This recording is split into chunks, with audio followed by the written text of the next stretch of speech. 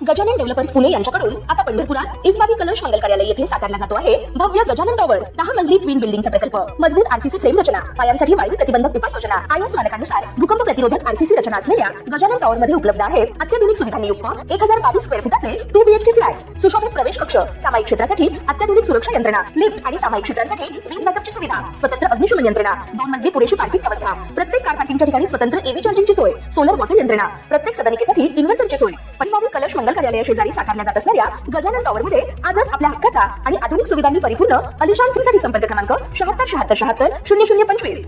शिर्डी परिसरात एका शेतकऱ्याची कोट्यावधीची जमीन फसवणूक आणि बेकायदेशीर सावकारकीच्या माध्यमातून बळकावल्याचा धक्कादायक प्रकार समोर आला असून या प्रकरणात भोंदूबाबा मुख्य आरोपी अशोक खरात याच्यासह त्याची पत्नी कल्पना खरात आणि इतर तिघांवर गुन्हा दाखल करण्यात आला आहे।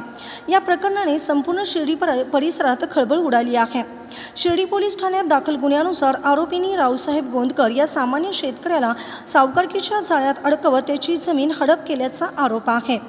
आर्थिक अडचणीत सापडलेल्या शेतकऱ्याचा गैरफायदा घेत योजनाबद्ध पद्धतीने ही फसवणूक करण्यात आल्याचे प्राथमिक तपासात समोर आले आहे। दरम्यान या प्रकरणात आरोपी अरविंद बावके आणि किरण सोनवणे यांना शिर्डी पोलिसांनी अटक केली असून अशोक तांबे या आरोपीचा शोध सुरू आहे। अटकेत असलेल्या दोघांना मंगळवारी राहता न्यायालयासमोर हजर करण्यात आले। न्यायालयाने दोघांना 3 दिवसाची पोलीस कोठडी सुनावली आहे। या कोठडीत पोलिसांकडून अधिक चौकशी करून प्रकरणातील इतर धागेदोरे उलगडण्याचा प्रयत्न केला जाणार आहे। मुख्य आरोपी अशोक खरात हा आधीपासूनच दुसऱ्या गुन्ह्यात नाशिक पोलिसांच्या ताब्यात आहे। न्यायालयाची परवानगी मिळाल्यानंतर त्यालाही या प्रकरणात ताब्यात घेण्यात येणार असल्याचे पोलिसांनी स्पष्ट केले आहे। तसेच त्यांची पत्नी कल्पना खरात हिलाही अटक करण्यासाठी तपास यंत्रणांनी नाशिक येथील तृप्तबाला बंगल्यावर धडक दिली। पण खरातची पत्नी तिथून फरार झाली असून त्यामुळे पोलिसांनी सध्या खरातचा मुलगा हर्षवर्धन खरातला चौकशीसाठी ताब्यात घेतले आहे।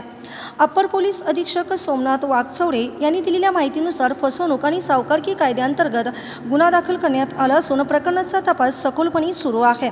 संबंधित सर्व आरोपीवर कडक कारवाई केली जाईल असे त्यांनी सांगितले। ताज्या घडामोडी पाहण्यासाठी आमच्या YouTube चॅनलवरील PVR म्हणजेच पंढरी वार्ता या न्यूजला सबस्क्राइब करा आणि शेजारील बेल आयकॉनवर क्लिक करा।